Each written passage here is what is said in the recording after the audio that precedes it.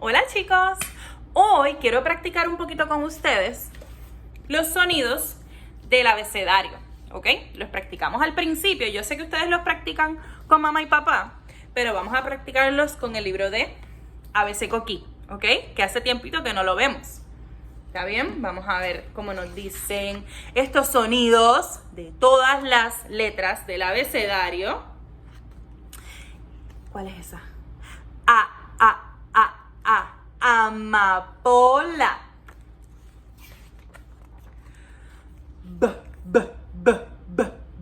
Borinquen. Coquí.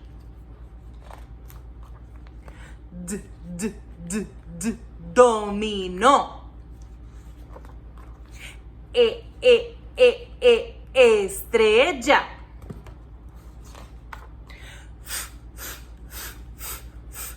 Flamboyán. Guiro.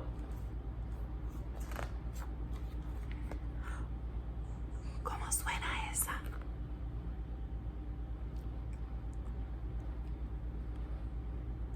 Habichuelas. Isla.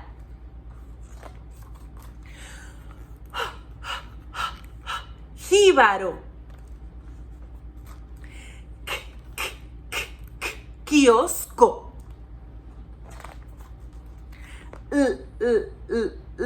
Lagartijo. Mofongo. Tan rico. Nido. Y ese es el nido de una cotorra puertorriqueña. Ñame. Océano.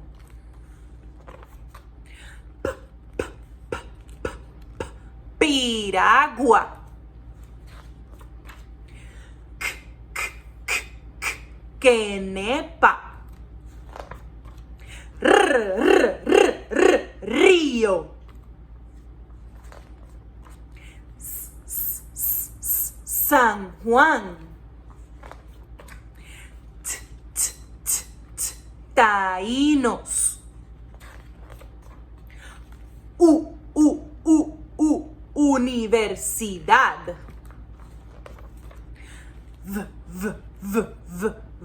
Gigante. Windsurf. Xilófono. Yunque. Zumbador. ¡Ave María! Esos sonidos quedaron de show. Espero que los hayan disfrutado, chicos.